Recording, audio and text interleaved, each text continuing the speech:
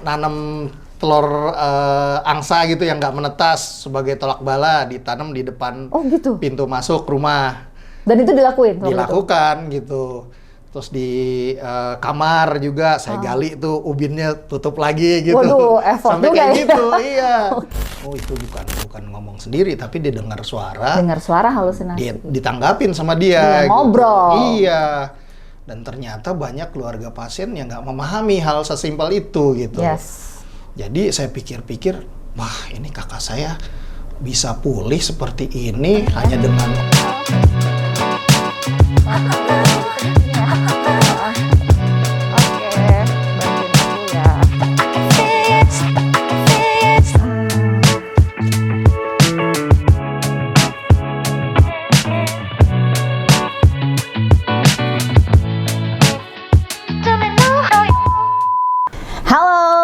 people, apa kabar? Ketemu lagi bersama saya Dr. Vivi Syarif, psikiater di dalam Hype Talk, the podcast bersama saya Dok Visha, Dr. Vivi Syarif.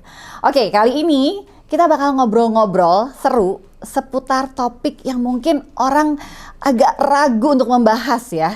Karena kita akan membahas topik skizofrenia. Teman-teman udah tahu, udah pernah dengar skizofrenia? Kita akan bahas topik skizofrenia. Dan kali ini saya sudah mengundang seseorang yang kayaknya paling tepat deh untuk saya ajak diskusi tentang skizofrenia. Saya mengundang Mas Bagus Utomo, pendiri dari KPSI, Komunitas Peduli Skizofrenia Indonesia. Halo Mas Bagus. Halo Dok. Halo.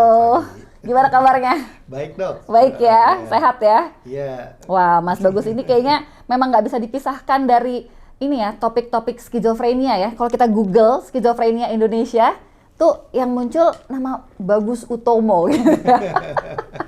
Iya benar Dok. Bener ya? Bener.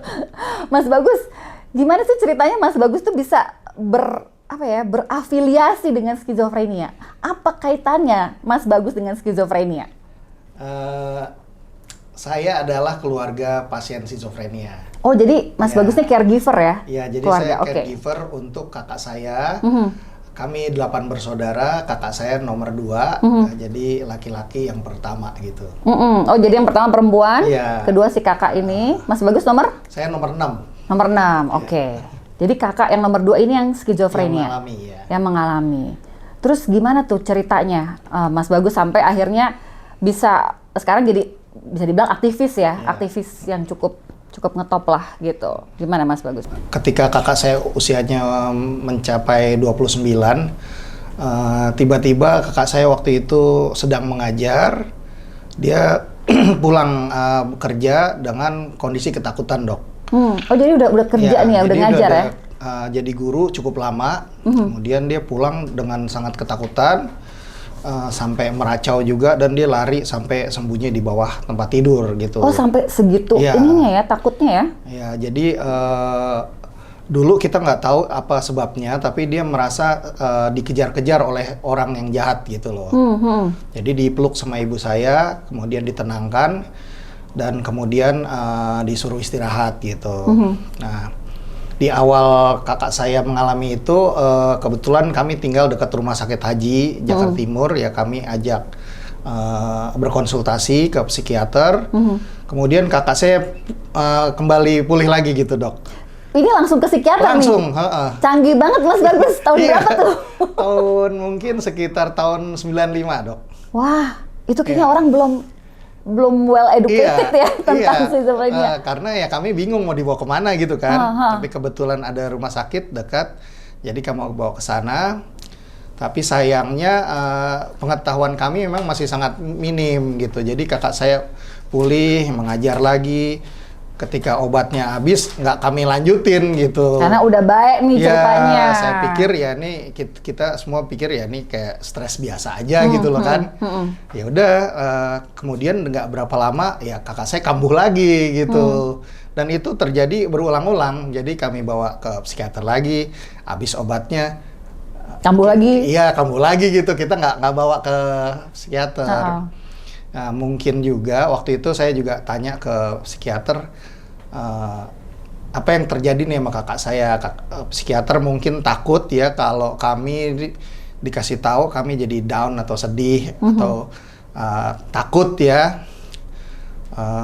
Jadi di saat-saat awal itu dokter hanya menenangkan kita aja bahwa nggak apa-apa, yang penting kalau obatnya habis ajak konsul lagi gitu loh dok. Nah ini tipikal banget ya. Iya. Ternyata psikiater juga insecure ya. Iya. Insecure untuk ngasih tahu. Iya, tapi saya bisa namanya. memahami sekarang dok bahwa zaman dulu memang stigmanya sangat berat gitu. Jadi kalau kita dikasih tahu bahwa gangguan jiwa, mungkin saya juga kaget juga gitu. Iya. Mungkin kakak saya juga akan down juga. Nah, tapi karena kami kurang informasi, malah kami stop gitu berobat. Kami pikir, wah nih dunia medis nggak bisa membantu gitu. Malah kami beralih ke pengobatan alternatif. Dunia lain. Iya. Oke, ini Jadi, seru nih. Oke, terus? Dari mulai awal-awal ya ke tokoh agama ya, dikasih air yang didoakan, terus kemudian airnya buat minum atau buat mandi sebagai pagar spiritual gitu. Terus semua ke dukun dengan syarat-syarat yang aneh-aneh gitu ya, tapi karena kita ingin mencari kesembuhan ya kita nurut gitu ya. Seaneh apa tuh syaratnya? Ya, misalnya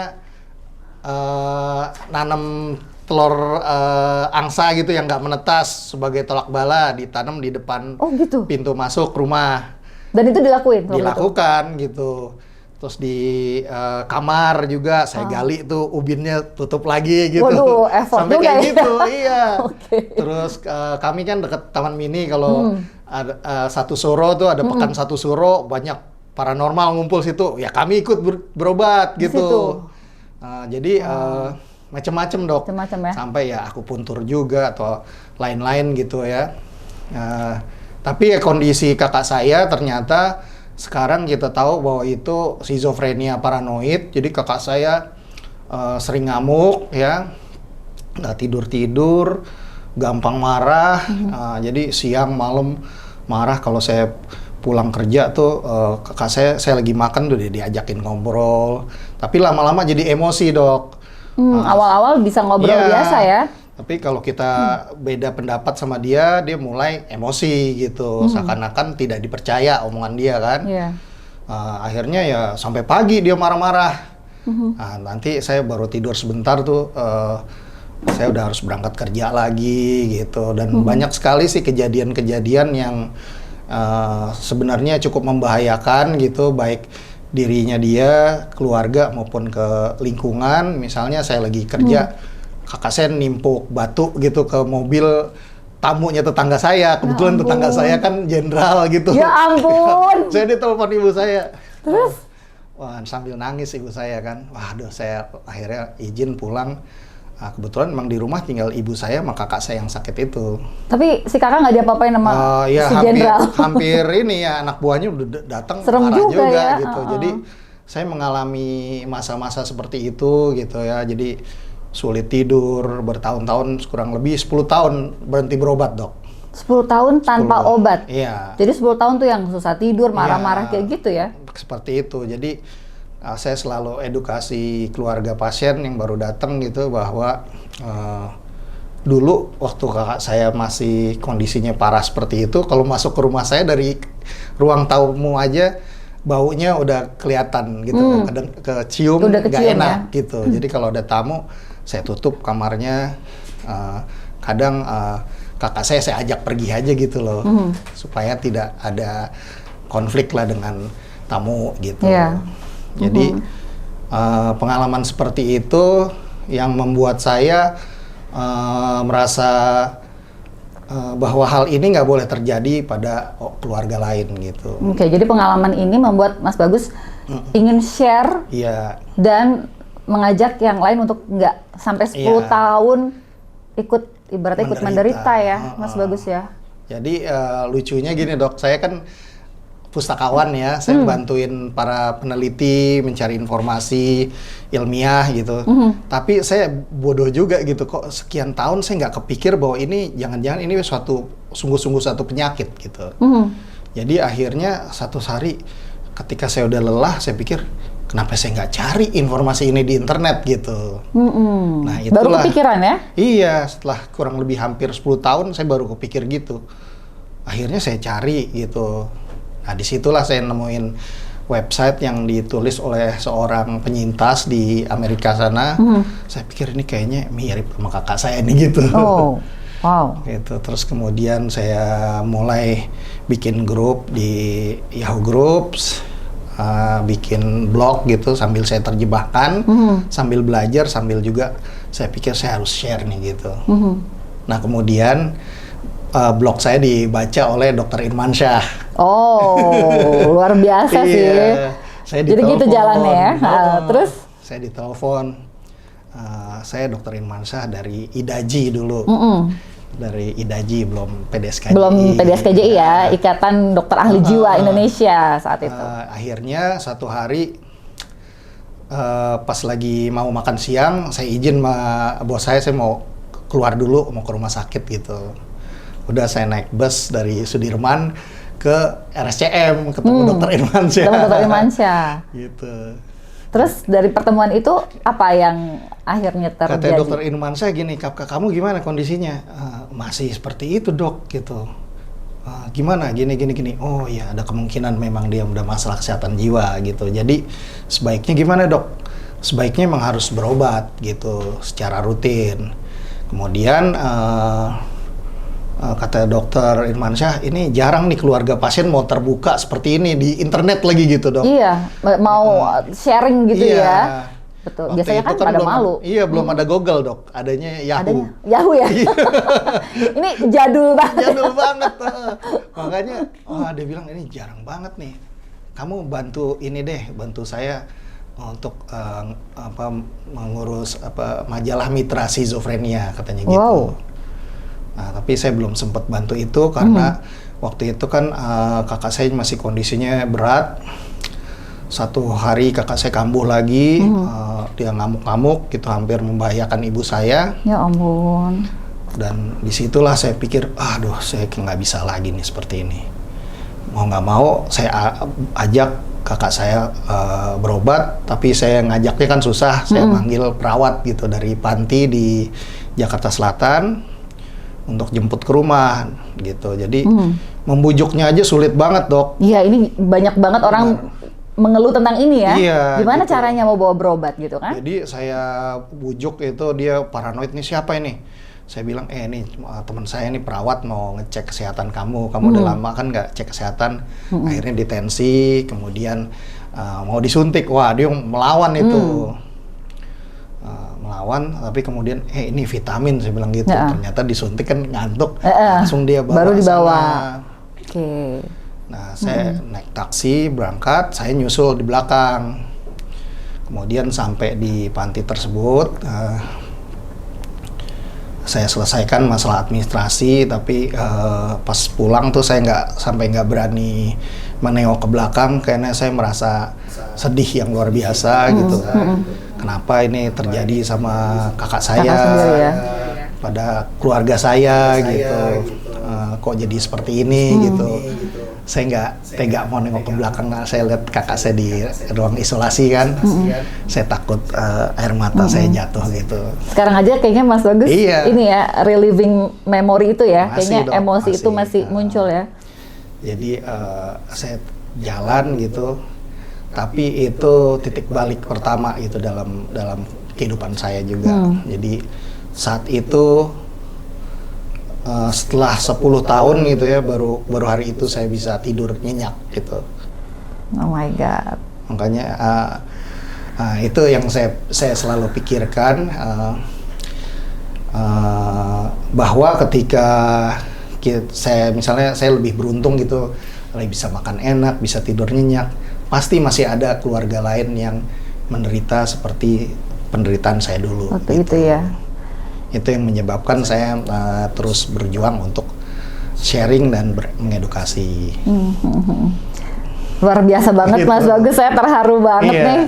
Keren banget sih Mas Bagus dengan perjalanannya ya, mendampingi kakak yang akhirnya sepertinya terlepas dari segala struggle atau perjuangan itu, ada blessing in disguise ya. Betul dok, walaupun saat itu saya masih belum melihat sungguh-sungguh bagaimana Tuhan bekerja dalam hidup kita. Bahkan saya sempat benci juga gitu loh. Tuhan apa sih maunya? Kenapa sih ngasih Gitu. kayak gini gitu sama keluarga Karena gitu kalau ya? kakak saya lagi ngamuk tuh, ibu saya suruh ngambil wudhu, saya suruh sholat sunnah kayak apa kayak gitu, terus baca yasin apa sampai air mata dia basah di sejadah gitu. Ya Allah. Adik saya yang perempuan saya suruh nemenin ibu, saya ngadepin kakak saya gitu. Kadang-kadang saya ajak pergi keluar aja lah, jalan kaki sampai capek gitu. Nah itu saya kadang-kadang berdoa sampai kadang di dalam kamar semua tuh udah lampu-lampu saya matiin sengaja supaya kakak saya berpikir kita udah tidur. Saya pikir kalau dengan gitu dia reda gitu marahnya. Tapi kan kenyataannya enggak ya, dia tetap aja selalu di depan kamar kita teriak-teriak ya, marah-marah katanya ini saya lagi dikomputerin nih sama kamu gitu loh. Curiga ya. Curiga, Lagi diawasin nih. Ya padahal kita dalam kamar diam aja gitu. Jadi keluarga tuh ngambil minum, nggak berani keluar ngambil minum di ruang makan gitu, nggak berani gitu.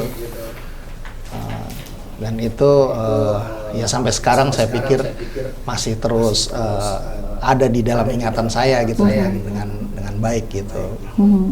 Pernah sampai ada insiden yang keluarga terluka atau cedera nggak, Mas Bagus?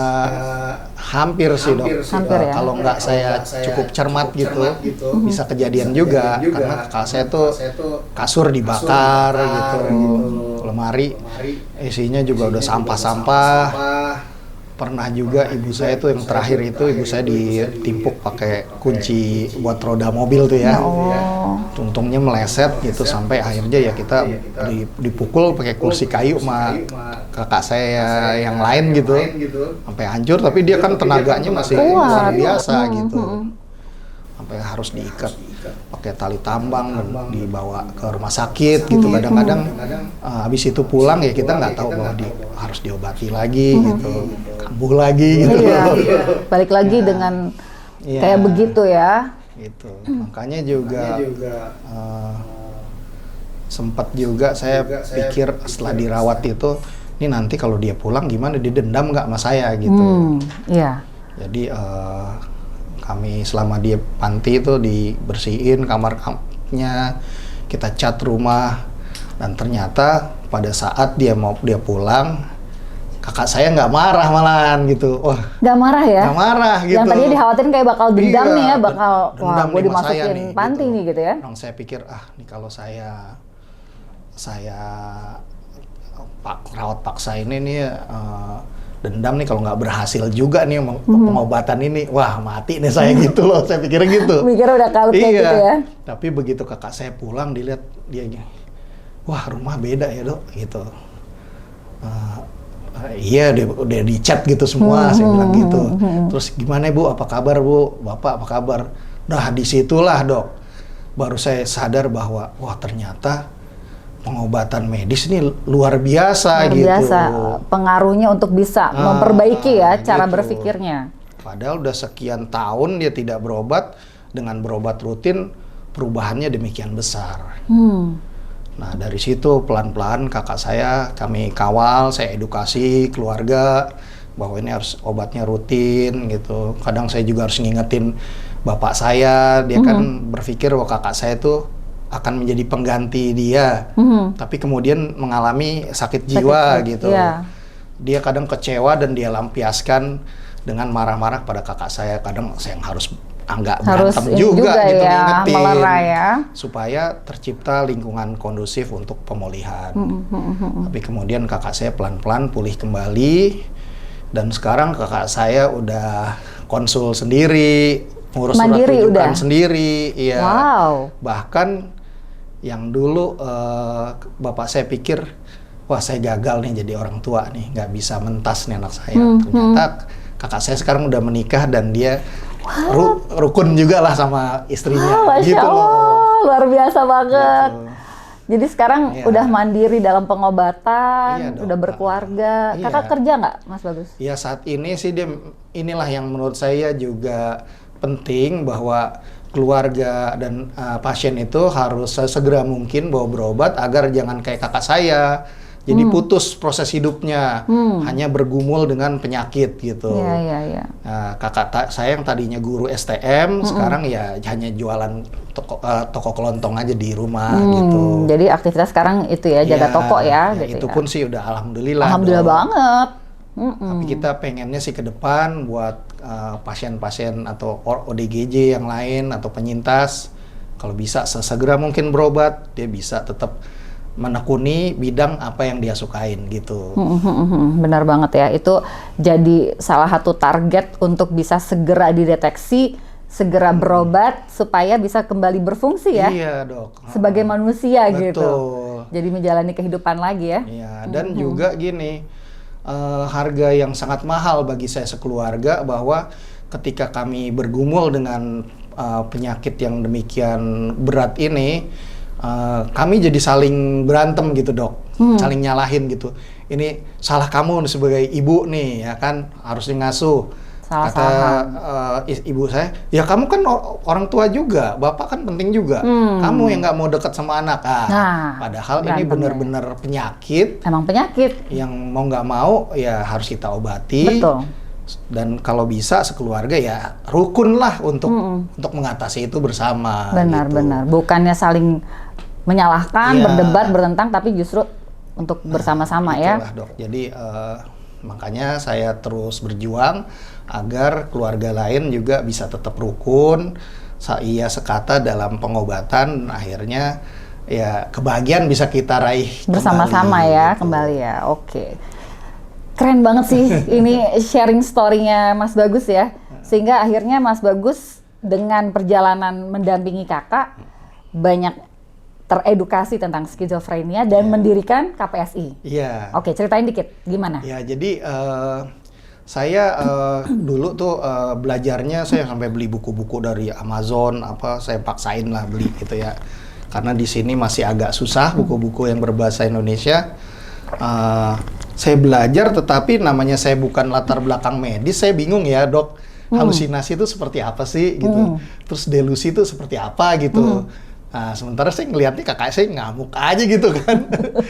Saya nggak tahu bahwa yang dulu dia merasa dia punya kekuatan magis dan sebagainya, itu waham gitu loh. Waham, delusi. Nah, jadi saya kadang pulang kerja, saya ngunjungin keluarga pasien gitu. Oh, ini halusinasi kayak gitu. Gini gitu ya. Gitu dok. Jadi belajar ya, baca buku, terus lihat pasien belajar. Oh, ini, jadi dia ngomong sendiri. Oh, itu bukan ngomong sendiri, tapi dia dengar suara. Dengar suara halusinasi. Dia ditanggapin sama dia. Ngobrol. Gitu. Iya. Dan ternyata banyak keluarga pasien yang nggak memahami hal sesimpel itu gitu. Yes. Jadi saya pikir-pikir, wah ini kakak saya bisa pulih seperti ini hanya dengan obat semurah haloperidol gitu. Kakak saya dulu haloperidol. Masih obat jadul lah ibaratnya ya. Dia bisa pulih kayak gitu. Lah ini harus ada yang mengatakan ke Indonesia nih bahwa ini bisa pulih gitu loh. Jadi disitulah saya pikir siapa lagi ya kalau bukan saya nih. Saya udah punya pengetahuan. What a waste gitu kalau saya simpan untuk diri saya sendiri gitu dong. Menyala abangku. Keren banget Mas Bagus.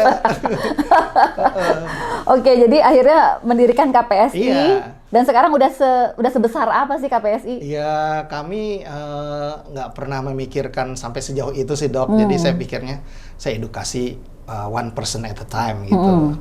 Tapi saat ini yang dulu kami di awal hanya sekitar 3.000-an orang di Facebook, sekarang udah 88.000 lebih. 88.000 ini apa? Anggota? Anggota KPSI seluruh Indonesia. Wow, itu terkumpulnya di apa tuh? Terdatanya di apa Mas Bagus? Di Facebook. Di Facebook 88.000. Iya. Wah itu satu stadion nggak cukup itu. Iya dong. Oke, terus apa kegiatan atau aktivitasnya apa? Kami inti dari kegiatannya adalah kelompok sharing.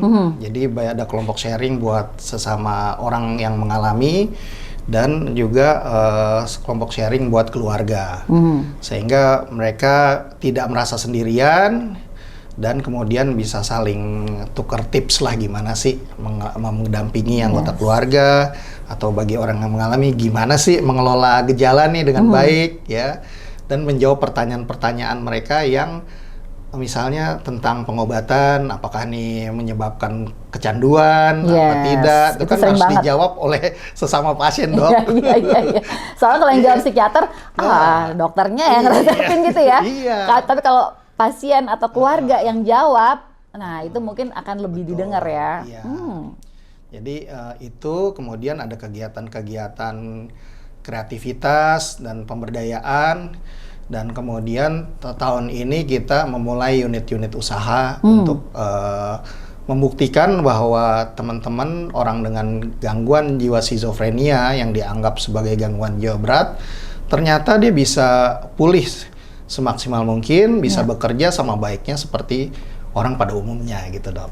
Yes, keren banget. Jadi sekarang udah ada beberapa bidang usaha juga ya, unit usaha, dan dengan begitu banyaknya anggota yang juga sama-sama mungkin mendapatkan informasi dan edukasi yang tepat ya tentang skizofrenia, ini memang betul-betul sangat memberi dampak sih untuk masyarakat Indonesia ya. Keren banget Mas Bagus.